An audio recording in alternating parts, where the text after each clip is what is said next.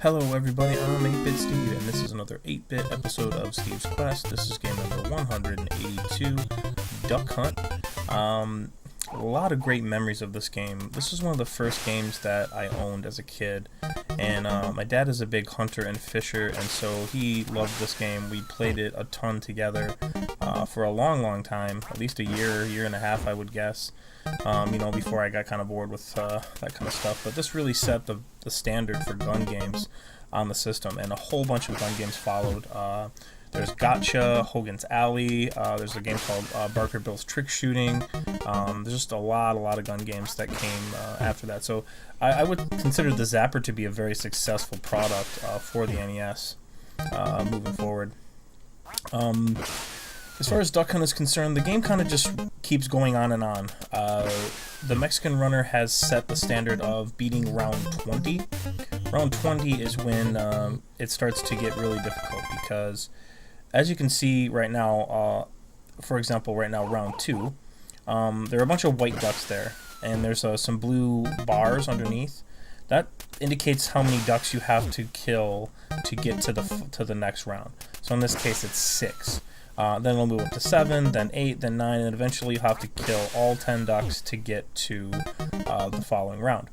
And every time you get to about 5 rounds or so, the speed of the ducks increases, and it makes it more difficult. Also, during each set of ducks, in this case there's only 1 duck at a time, you'll get a limited number of shots, so 3 shots. Now there's some modes that I'm going to play after this, which are 2 ducks and also clay shooting. In those modes, you still have 3 shots, even though there's 2 ducks on the screen, so you can only miss 1 shot in each of those sections. So like I was saying, it starts off pretty easy, and then it'll start to escalate up. If you get all the ducks, you get a score bonus, so really this game is designed to be played as a high score type game, like an arcade game, than it was to be played as a beat the game style. I'm not going to be commentating through the whole series of this game. There's about 45 minutes or so of Duck Hunt footage, because I'm going to be playing through the 1 duck setting, then the 2 duck setting, and then the clay shooting. And I'm going to go to level 20, round 20 on each of those modes. So I'm basically just going to commentate here on the first duck setting and then let the other 2 modes play out. There's not a whole lot of difference there, except for obviously in the 2 duck mode there's 2 ducks at a time, which makes it immensely more difficult, and they move a lot faster too in the later sections. And then in the clay shooting, there's some added difficulty because the clays go away from you. So they start off large and then they fade into the background and get smaller. So it makes it more difficult to shoot them the longer you take to hit them. But that's basically Duck Hunt. There's not really much to it other than that. You just kind of aim the gun and shoot. This was played on the original NES. It was not played on my AVS because my AVS is HD, and you can't play Duck Hunt on an HD TV without some crazy setup. So I just used my original Nintendo with the original CRT TV and a Zapper. And no, I did not put the gun straight up to the screen. I was definitely farther away from it. According to what it said in the manual for distance away from the TV, and here we go. It's shooting ducks. It's not that difficult. This game is actually a really marketable game for the NES because hunting was really big back in the 80s, and especially duck hunting. And it's sort of marketed to the parents of kids. It was like, hey, you could buy your kids this NES that has Super Mario, but it also has Duck Hunt, which is something that you like. And I think it really worked, honestly. It worked pretty great for Nintendo. It's been a while since I've released an episode, so I apologize for that, but I've just been working on a lot of stuff. I'm working on getting Steve's Quest onto Twitch. That's happening pretty soon. I just finalized all of my equipment and got all the settings set up and got it all ready to go. It's just a matter of when I want to do it and how I want to do it. I'm also working on a Twitch project with another person that's going to be coming here in the next month or 2. And I'm still working on improving a speedrun that I currently have. So those are the 3 main things that I'm working on at the moment, moving forward. So as far as individual Twitch goes, I'm pretty excited to do that. Starting to get some of this stuff onto Twitch. What I think I'm going to do, I'm new to Twitch as a platform, so it was kind of weird at first to figure out, because I want to release my videos that I make onto YouTube, sort of in the same quality that I have them here, but it's actually really difficult to do that because your recording device can't stream to Twitch and record a copy of the stream at the same time. And let me elaborate on that. So when you're using Twitch, you're using a piece of software, usually a software called OBS, Open Broadcaster Software. And what that does is it allows you to stream onto Twitch using your webcam and your capture device and your overlay and your logos, and you can set it up however you like. Well, if OBS is using your capture card or capture device to pipe into Twitch, it cannot also record a unaltered copy of your game stream onto the hard drive. At least I couldn't find any way for that to happen because it would require two separate devices to use the same recording input. So the only way around that is to have two recording devices, one that records the game stream and then one that's outputting to Twitch. So, and obviously I don't have two recording devices at the time, so my videos from now forward, from when I Twitch forward, may come in the form of Mexican Runner style, where they're just live stream copies of whatever was going on in my live stream posted to YouTube. So I may not release game footage like I do right now, and it's been sort of a progression. Anyways, when I originally started, I released the videos using OBS in a live stream format, but without the live stream. So I just used OBS to record the video stream without actually piping it to Twitch or another thing. And it had an overlay with like the game box and other kind of stuff, the game number, and I'm sure some of you watched those kind of videos. And then I eventually moved to a setup like I have here, where I just removed all that gunk off the screen and just started with the HD video and the commentary. So we're going to be moving sort of in a hybrid of those two things going forward with Twitch, where it's HD video and HD overlays and everything looks a lot better using OBS in that format. So that's what's going to happen going forward. I don't think it's very effective to record an unaltered copy and then edit that and put it on YouTube with a commentary. It just seems like a lot of extra work to do, but we'll see what happens.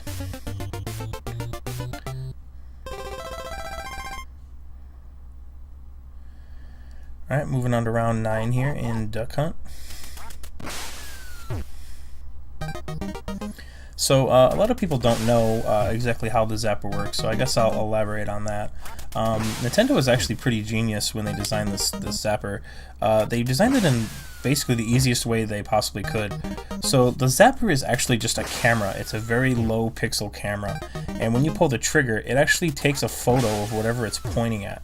The NES then takes that photo and compares it to the pixels on the screen and determines where you had the gun pointed at, and if it sees enough of the duck based on an algorithm, it shoots the duck. It's instantaneous, which is pretty cool.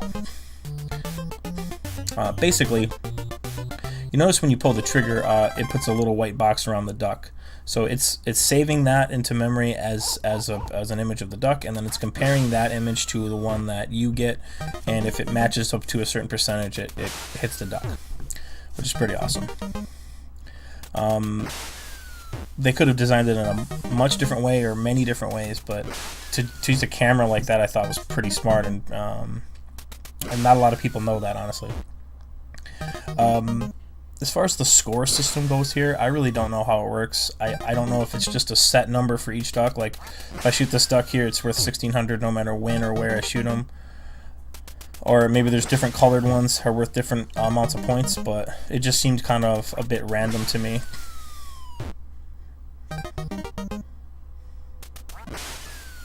Like, the black one's worth 600 and the red ones are worth 29. You know, maybe that's the case.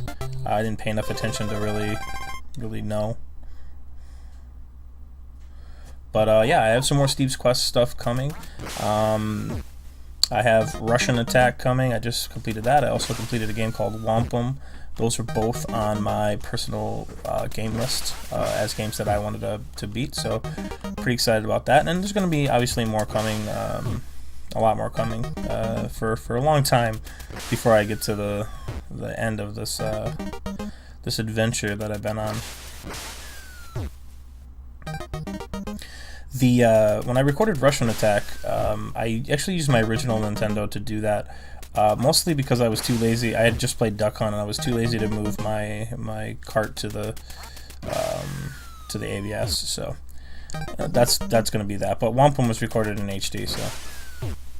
And although this is a regular Nintendo feed, it still looks pretty good. It's not as good a quality as the HD video, but it's good enough. At least. It has to be, because it's the only way that I can record it.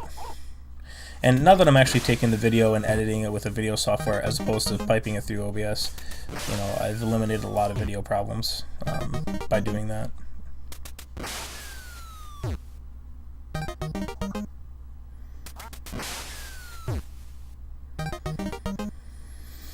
Yeah, I'm not sure there's much else to say. You know, more Steve's Quest coming, more Twitch coming.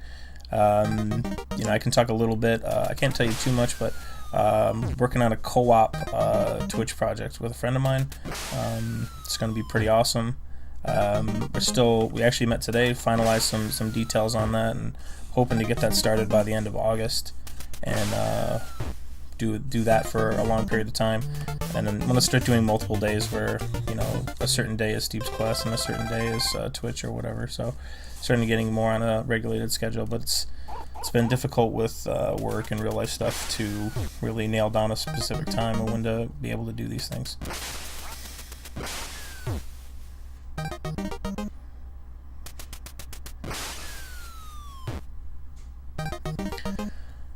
Well, yeah, I mean, I know there's like about 30 more minutes of this video, but really it's just shooting ducks. It's not rocket science. It's not really anything interesting other than what I've already talked about. One small thing that I do have, I'm not sure if this is true, but I heard a rumor that if you plug in the second player controller in this game, the second player can actually control the ducks. I haven't actually tested that, but if that's true, that is super fun.